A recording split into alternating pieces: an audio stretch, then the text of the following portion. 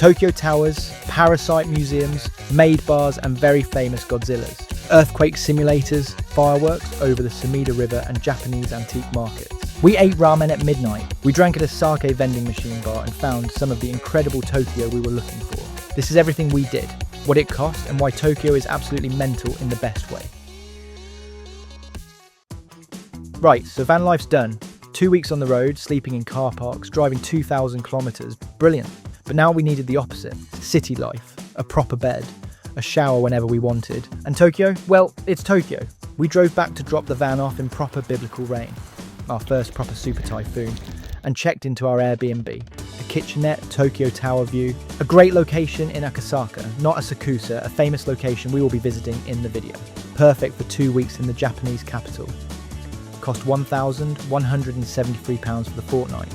Not cheap, but when you break it down, it's £84 a night in one of the world's most expensive cities with a decent-ish view.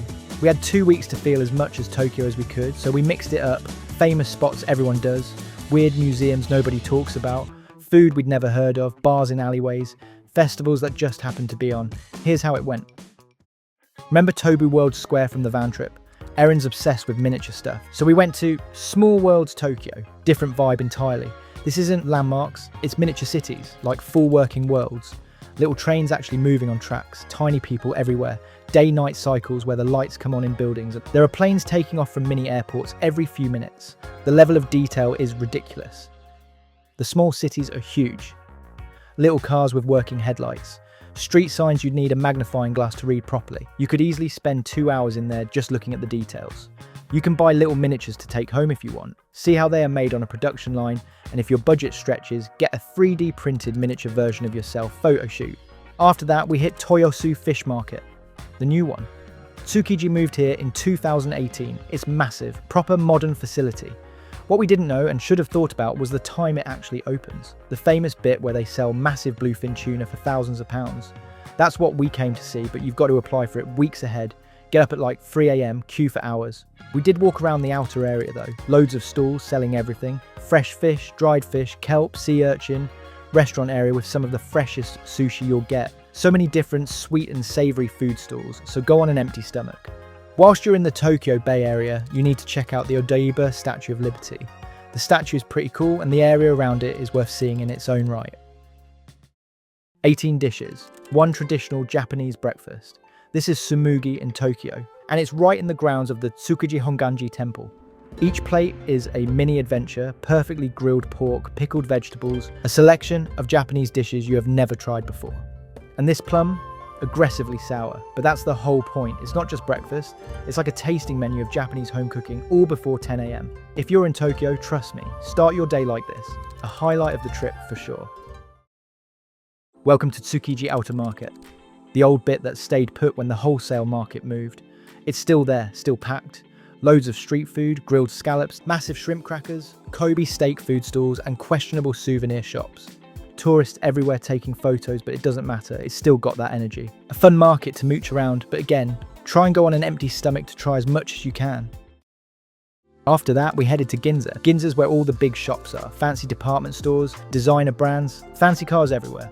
One shop we did want to visit was Itoya. 12 floors of stationery, which was recommended to us by our Japanese tutor, May. Each floor is themed. One floor's all pens, another's notebooks, another's wrapping paper and cards. There's a floor just for fountain pens, hundreds of them. If you're into stationery, it's heaven. Even if you're not, it's kind of mesmerizing. It's the biggest stationery store in Japan, so well worth checking out. Then Uniqlo flagship store, because we needed basics. Uniqlo's different in Japan. They sell flowers, which is pretty wild, but they also have more options, better quality, stuff you can't get in the UK. Got takoyaki on the street after, octopus balls in batter, drizzled with sauce and mayo, topped with bonito flakes that move from the heat, about £4 for 6. They're everywhere in Japan and a must try. On the way back to the flat, we took a closer look at where we were staying in Akasaka. There's tons of places to eat and things to see, and we found it to be a really good spot to stay on our first visit. We got a metro and walked the rest of the way through some of the city towards Tokyo Tower, and I know you've probably heard it before, but Japan is so safe. We felt safe everywhere, at any time. It's an incredibly underrated feeling, and a feeling so powerful that it could be a main driver for why lots of people love it so much. It certainly is for us. That evening, Tokyo Tower at night, lit up red and blue. We could see it from our apartment every night, but we went to see it up close. Didn't go up it as we had Tokyo Skytree planned, where you can actually see Tokyo Tower from. It looks impressive lit up, very Eiffel Tower vibes, but Japanese. Built in 1958, 333 meters tall. Absolutely iconic. Here's something you won't find in many guidebooks. The Parasite Museum. It's in Meguro. Small building, 2 floors, free entry. Donations welcome. We gave £5. It's exactly what it sounds like. Parasites. Hundreds of them. Preserved in jars. Detailed info on how they infect you, where they live, what they do to your body. The star attraction is an 8.8 meter tapeworm pulled from someone's intestines.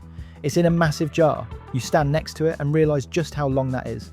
Genuinely disturbing. There are fish parasites that live in your brain, ones that come from undercooked pork. Some of them are microscopic, others are not. It's grim, but it's fascinating. The kind of place where you're equal parts disgusted and unable to look away. Very educational though. You'll never eat questionable sushi again. One of those only in Japan kind of museums. We thought we would stay around the area as we most likely wouldn't be around there again. Had a quick Google and found Nakameguro Park, famous for its cherry blossoms in spring and down a river. It's summer, absolutely roasting, so we didn't see any blossoms unfortunately, but chilled, relaxed, wiped the sweat of our heads and enjoyed the area before heading back to the apartment for the night. We like vintage markets and found one not far away in Oedo, Japan's largest vintage market as a matter of fact.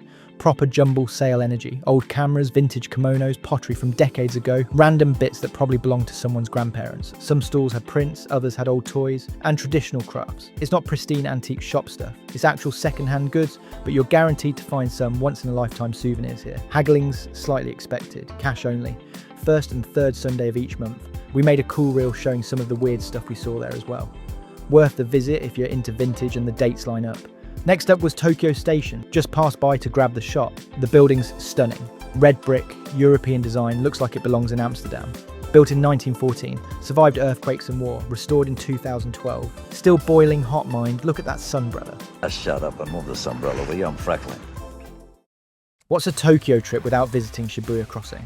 You've seen it in films. That intersection where thousands of people cross from every direction at once. We crossed it about 4 times just to experience it. Stand at the lights, wait, then go with the crowd. It's controlled chaos. Everyone knows where they're going. Nobody bumps into anyone. It just works. But you soon wonder what the hell you're doing as it is only a crossing. What am I doing here? It was daylight, so we thought we would hang around until it gets late. We found a bar nearby, watched the neon, the screens, the crowds, the go-karts. This is the Tokyo everyone pictures. We had a mooch around. It's a sensory overload for sure, but that's what makes it so special. Ended the night with ramen. Tiny shop, maybe 8 seats at a counter. You order from a machine, sit down, watch them make it. Pork broth, noodles, egg, pork belly, about £7. Hits different at 11 PM. That's Shibuya. It never stops. Too bad we can't keep up. Now back to the apartment before a busy day walking again. Now, this is Yoyogi Koen, one of Tokyo's largest parks. Massive green space in the middle of Shibuya. Locals use it for everything. Running, picnics, playing music, dancing. On Sundays, there are sometimes rockabilly dancers in leather jackets doing choreographed routines. Didn't catch that, unfortunately, but would have loved to. There's this waterfall area we'd read about. Supposed to be really peaceful, hidden away. We walked all the way there. It was being renovated, completely fenced off. Typical. Still, the park's nice. Trees everywhere, ponds, bridges. Good for escaping the concrete and noise for a bit. There was an event happening which was attracting a huge crowd. A girl band we think, but we went to take a look. It got overwhelming fast, but interesting to see how the Japanese young people go to events and what they watch. Went to Meiji Shrine after. It's right next to the park, one of Tokyo's most famous shrines. Through this massive torii gate made from 1,700-year-old cypress trees, down this gravel path through the forest. Feels miles from the city, even though you're still in the middle of it. The shrine itself is beautiful. Simple wooden buildings, peaceful atmosphere. People writing wishes on wooden plaques. We just took it all in, not forgetting to get our stamp obviously. We then headed to Harajuku to go to one of the craziest streets in Tokyo, Takashita Street. It was pretty mad. Reminded me of Camden in the UK. Interesting clothes shops, animal cafes, crepe and fat boy snack shops galore. Harajuku is also known to be a trendier place to be. A bunch of vintage and designer clothes shops help to create this immaculate, cool vibe. Worth a walk around, even if you don't fancy shopping. Welcome to Yanaka-Ginza, one of the few areas of Tokyo that was spared from bombing in World War II. It's Tokyo's most traditional district and is home to artisans, temples, winding lanes, and some great restaurants. There's this famous spot where you can look down the steps and see the street in its full glory. Super cool. Little shops selling traditional sweets, rice crackers, tea. Feels more like old Tokyo. We came across this message in a wall idea that asked us to introduce ourselves. Really cool idea, and another example of how polite and thoughtful the Japanese are. Lunch was next, and we had a chili con carne baguette. Odd combo for Japan, but it worked. Then this shrine, Nezu Shrine. Stunning. It's known for these tunnels of red torii gates that you walk through. Less famous than the ones in Kyoto, but just as impressive. There are koi ponds with massive fish, proper chunky ones, and turtles just swimming about, sunbathing on rocks. Really peaceful. One of those random finds that ends up being one of your favourite spots. If you have time, visit Yanaka Cemetery to experience a truly authentic Japanese cemetery, and also Tennoji Temple with a big Buddha and relaxed temple atmosphere. That evening, Maid Bar in Akihabara. Look, Akihabara is the electronics and anime district. Neon everywhere, shops selling manga and figurines, arcades on every corner. It's sensory overload. And maid cafes are a Tokyo thing. They're everywhere in Akihabara. Over 200. You've got to visit one at least once. You walk in, they greet you enthusiastically, guide you to your seat. The staff are dressed in maid outfits. They serve you themed drinks, usually something colourful and sweet. You can play games, they do little performances. It's kind of awkward, it's very Japanese, but it's also weirdly wholesome. It isn't meant to feel seedy, especially the Maid Dreamy brand we went to, but it did feel a little weird, we have to admit. We went to one that was fairly chilled, summer intense. Full-on performances, strict photo rules, everything's an upsell. This one was more laid back. Definitely an experience. We went to visit a tourist hotspot called Asakusa to see Sensoji Temple, Tokyo's oldest and most famous. Founded in 628 AD. Absolutely massive. You walk through Kaminari-mon, or the Thunder Gate, with this huge red lantern hanging in the middle. It weighs 700 kilograms and everyone takes a photo under it. The Nakamise shopping street. Long covered walkway lined with stalls on both sides selling everything. Traditional snacks, souvenirs, kimonos, fans, phone charms. People have shopped here for centuries. At the end, the temple complex. Incense smoke everywhere. People waft it over themselves for good luck and health. The main hall is impressive. Gold details, huge roof, constant stream of people paying respects. Erin did an omikuji, fortune telling. You shake this metal box full of sticks, one falls out, it has a number, you take that number to drawers at the side and pull out your fortune. She got bad luck. You're supposed to tie it to these racks at the shrine and leave the bad fortune there. It's important to check out the whole complex for statues and any pagodas you might miss. There's plenty to see there. The area has tons of restaurants, shopping, and a Japanese favourite, a huge Don Quixote.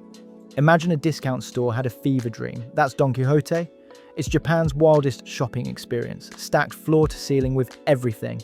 Snacks, costumes, electronics, random samurai swords, all crammed together with techno music blasting at 2 AM. It's beautiful madness and tourists are obsessed.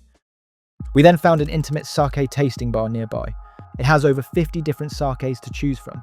You buy tokens, put them in the vending machine and get served your sake. There were so many sakes from different regions around Japan.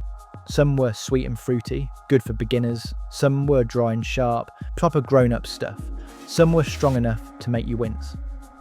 Bo, our barman, explained each one, where it was from, what food to pair it with. Good way to learn. Better than just ordering sake at a restaurant and not knowing what you're getting. It was a brilliant experience. We just popped in and bought some tokens. It's really as easy as that. Definitely recommended. Asakusa is a fun place, tons to do, and a contender for when we visit Tokyo again one day as a place to stay. We actually ended up coming back a few more times to see the Sumida River fireworks and go up the Tokyo Skytree, the world's tallest tower and third tallest building. Now today was a busy day. We went back to Takashita Street, the Camden-esque street, and started the day with pancakes at a Peanuts-themed cafe.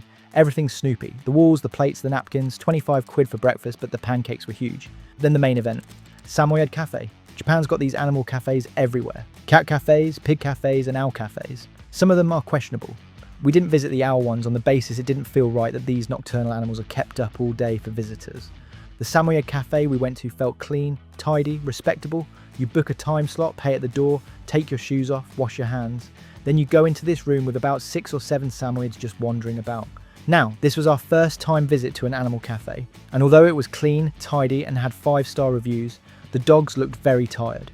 We were the first group of the day and expected them to be bubbly and playful, but they looked knackered and didn't want to be interacted with. They're not forced to interact with customers, and we were told not to approach unless they approach. And the staff seemed to be caring enough, but something didn't fully sit right with how dismissive they were. It was nice to see some doggos, but we'll probably look for some adoption-style cafes like we saw in Taiwan. Video coming soon. Welcome to Gotokuji, the cat temple. Now, this was about 30 minutes via public transport from Takashita, but included a 13-minute walk in the boiling sun once we arrived. It's too hot out here. It's too hot for this. But it was one of those only in Japan moments. This is where the Manekineko lucky cat originated. The legend goes that a cat beckoned a samurai into the temple during a storm, saving him from a lightning strike. Now, there are thousands and thousands of lucky cat statues everywhere. Tiny ones, big ones, all over the grounds. People buy them, make a wish, leave them at the temple. It's kind of overwhelming how many there are. We picked up a little one as a souvenir. We missed it at the time, but you can get a train dedicated to the temple in its full-blown cat glory design. Don't miss it like we did. We popped into Setagaya Hachimangu Shrine, which is just opposite, and had a very peaceful, zen-like garden with kois, ducks and turtles, a picturesque Japanese bridge and a one-of-a-kind sumo ring. Whilst in the area, be sure to take a look. That evening, the highest we would have ever been inside a building, Tokyo Skytree, 634 meters tall, the tallest structure in Japan, the tallest tower and the third tallest structure in the world. There are 2 observation decks, one at 350 meters, one at 450 meters. We did the 350 meter one. We went at sunset, watched the city light up. Tokyo just sprawls forever in every direction, millions of lights coming on as it gets dark. On a clear day you can see Mount Fuji. It's about 100 kilometers away, but it's so massive you can spot it on the horizon. And there it was, just visible. 20 quid to get up, got a little souvenir keychain from the gift shop for about £1.40 because we're suckers for that stuff. And obviously grabbed our landmark stamp for our stamp book. Views are incredible. A bit pricey, but if you're doing Tokyo you should do one tower. Skytree or Tokyo Tower. We did Skytree and don't regret it. We went to visit the Imperial Palace the next day, home of the Emperor of Japan. Historic site in the middle of Tokyo, but unfortunately it was closed. Well, mostly closed. The inner grounds are only open a couple times a year for public tours. We should have checked. This was a classic and not the first time we have visited somewhere for it to be closed. Sometimes it's our fault. Sometimes it's strange opening closing times. You can walk around the outer gardens and the moats though. The walls are massive, the stonework's impressive. There are these beautiful pine trees, stone bridges, the whole area is peaceful. If you want to actually go inside, check the times and book ahead to guarantee a slot with a tour operator. Next day, stumbled into a street festival in Shinjuku. Okinawan music and dancing. Stage set up in the street, performers in traditional costume, food stalls. Okinawa's the southern island chain. Different culture, different music, different vibe from mainland Japan. The dancing's really energetic, lots of hand movements. Everyone was just really happy to be there performing. It was an awesome find. There's always something on. You just walk around and find stuff. A really cool event to come across, although it was absolutely roasting and required us to have an umbrella most of the day. Then we went to the Tokyo Fire Department headquarters and Citizen Disaster Prevention Education Center. This is proper Japanese preparedness. The whole building's designed to teach you how to survive earthquakes, fires, floods, typhoons. They recreate up to magnitude 7 earthquakes on a soft platform. You crouch down into a ball and hold on tight whilst it throws you about. It's intense. You realise how scary the real thing would be. There's a smoke-filled room where you practice escaping a fire. Can't see anything, alarms going off, you have to stay low and find the exit. It's a bit claustrophobic, but good fun. And then there's the flood simulation where you test your strength against either a car door being flooded against or a door with water behind it. Surprisingly heavy stuff. Also a typhoon simulator, blowing water and rain at you at ridiculous speeds. All controlled, all safe, but genuinely educational. Really well done. Important in a country where earthquakes are a constant risk. They take this stuff seriously. Got a little souvenir from the gift shop, a little fire engine badge to show our support. It's free to go, so it's important that you contribute to things like this. We made a really cool video about it on our Instagram page, so take a look. That evening, the Sumida River Fireworks Festival, one of Tokyo's biggest events. Been happening since the Edo period. 20,000 fireworks over an hour, the whole city comes out. Over 1 million people. We didn't pay for a seated area, those sell out months ahead and cost proper money.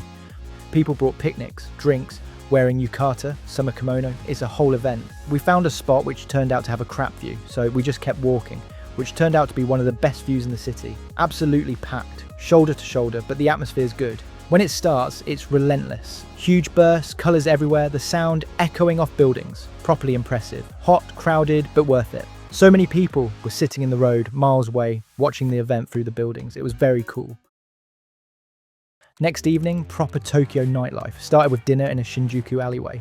These alleyways are brilliant. Tiny streets, red lanterns, smoke from grills, couple dozen tiny restaurants all squashed together. You just pick one that looks good. We went for yakitori. Meat, skewers, chicken, pork, beef, all grilled over charcoal. Cheap, tasty, proper local vibe. This is how people eat after work. Then Golden Gai. If you've heard of one Tokyo drinking area, it's probably this. It's this grid of 6 narrow alleyways in Shinjuku, packed with over 200 tiny bars. And when I say tiny, I mean 6-person tiny. Some only seat 4. Each bar's got its own theme. Rock bars with vinyl collections. Jazz bars, film bars with posters everywhere, punk bars, quiet bars where you just drink and talk. Some have cover charges, and especially if you're a tourist and they don't know you, some are regulars only, but plenty are welcoming. We found one that felt right, small, cosy, good music, 27 quid for a few drinks. Some bars charge £5 to £10 cover on top, but this one didn't. It's atmospheric, narrow alleys, neon signs, very old school Tokyo. Survived the war, survived redevelopment, still going, worth it. It's one of those Tokyo things you just have to do. The Shinjuku area, Kabukicho in particular, is something else. It's wired, it's weird, it's busy. There's food choices galore. You can drink your way through hundreds, if not thousands of bars. There's shopping at all hours. It's something else just to walk the streets here. It's another one of those, oh yeah, we're for sure in Japan moments. Absolutely love it. We do love a day trip, and this time it was to Japan's second biggest city, Yokohama, about 30 minutes south of Tokyo by train, although it's basically still connected to Tokyo. We went to the Cup Noodle Museum. Yeah, you heard right. There's a museum dedicated to instant ramen, because instant noodles were invented in Japan by Momofuku Ando in 1958. He honestly changed the world with noodles. The museum tells the whole story. How he invented it in a shed. How it became global. There's a wall with hundreds of different cup noodle packages from around the world. It's very impressive to see how many varieties there are. And if you're hungry, a restaurant that sells noodle dishes from around the world. But the best bit of the museum was the make your own cup noodles. It's a little extra to pay for, but you get a plain cup, you design it with markers, draw whatever you want. Then you choose your soup base, pick 4 toppings from like 10 options, and they seal it in front of you. We made custom cup noodles, took them home in little inflatable cushion bags so they wouldn't get crushed. Genuinely fun. It was £5 to get in, a fiver for the make your own noodles, £2.50 each. One of our better museum experiences for sure. Down the road is the Yokohama Red Brick Warehouse, a former brick warehouse which has been refurbished into this pretty fancy cultural shopping quarter. Worth popping into if you have 30 minutes spare, as only down the road. Fun fact, Yokohama's got the biggest Chinatown in Japan. Colourful gates, red lanterns, restaurants everywhere, shops selling everything from tea to lucky cats, panda bao buns and lots of odd souvenirs, all amongst traditional Chinese architecture. It's a cool combo. Then Cosmo World, a small amusement park by the water. Free entry, you just pay per ride. That's a good idea. The main thing is Cosmo Clock 21, a massive Ferris wheel. 112 metres tall, takes about 15 minutes to go round. We went up at sunset, could see the city, the bay, the port, ships in the distance, and on a clear day, Mount Fuji. We got lucky again, there it was on the horizon. Yokohama's worth it if you have time. Different vibe from Tokyo, more spacious, bay views, nowhere near as busy. Final day, packed up, sorted the apartment, caught the bullet train to Kanazawa, done with Tokyo. There's so much happening, you could spend a month and not see half of it. We did 2 weeks and still barely scratched the surface, but we hit a good mix of tourist, weird, wonderful, local and once-in-a-lifetime stuff to do. It's expensive, no getting around that, but you can control it. But it still feels cheaper than London by a long shot. The money. Right, here's what we spent over 14 days in Tokyo. Transport, £95 and 33 pence. Getting around Tokyo didn't include bullet train to Kanazawa, that's in the next video. Accommodation, £1,173 and 35 pence. Airbnb for 14 nights with Tokyo Tower view. Shopping, £285 and 39 pence. Souvenirs, gifts, antiques, stuff we didn't need but bought anyway. Restaurants and bars, £471 and 79 pence. Everything from horse sashimi to ramen to drinks in Golden Gai. Entertainment, £161.35. All the entry fees, museums, Skytree, Samoyed Cafe, maid bar, arcades, Ferris wheel. Groceries, £138.82. Convenience store runs, breakfast stuff, snacks. Other, £17.69. Laundry and ATM fees. Total, £2,343.72 for 2 people for 14 days. That's £84 per person per day, everything included. If you're tracking in Bitcoin, it's about 3,590,039 sats as of January 2026. Could you do it cheaper? Yeah, definitely. Could you spend way more? Also yes. There's a few things we didn't do because of the cost, like a sumo wrestling event or geisha tea ceremony, or eating at a 5-star sushi restaurant, mainly because we're traveling for the long term and can't afford to do these £200 plus experiences every week, and not that we need one. It's an excuse to come back. These 2 weeks in Tokyo, I think it changed something in us. We walked through textbook lit up Tokyo streets, relaxed in inner city temples and gardens, experienced strange but wonderful, once-in-a-lifetime Japanese experiences. It really set the bar on what a safe, exciting, vibrant city means to us. It's an experience that sticks with you. Sapporo welcomed us to Japan. The van trip showed us peace and culture. Tokyo showed us energy, creativity. It's a world of its own. We're looking forward to seeing the rest of Japan and what it has to offer. If you're planning Japan, don't rush Tokyo. Give it time, let it surprise you. 2 days isn't enough, a week isn't really enough. We had 2 weeks and we're already planning what we'll do differently next time. This was video 3 of 7 of our Japan series. Next up, Kanazawa, traditional Japan. Gardens that have stood for centuries, gold leaf workshops, geisha districts where time moves slower, a different pace, a different side of this country. We left the UK in June 2025 to live a better life, to see the world. We watched videos like this which inspired us to make the decision to slow travel and experience as much as we can to learn more about ourselves and more about the world. If this helped or made you want to visit, please hit the like button and subscribe to help us build an audience and inspire more people around the world to take the leap. Subscribe if you want more Japan, and we've still got months of this to share. Follow our Instagram to see daily reels of where we are and what we're doing. These YouTube videos are being uploaded 3 to 6 months after we've visited, so you can see more live day-to-day stuff there. And comment, seriously. Have you been to Tokyo? Are you planning to go? What are we missing? What should we do next time? We read everyone. Thanks for watching. Thanks for being here. It's really appreciated.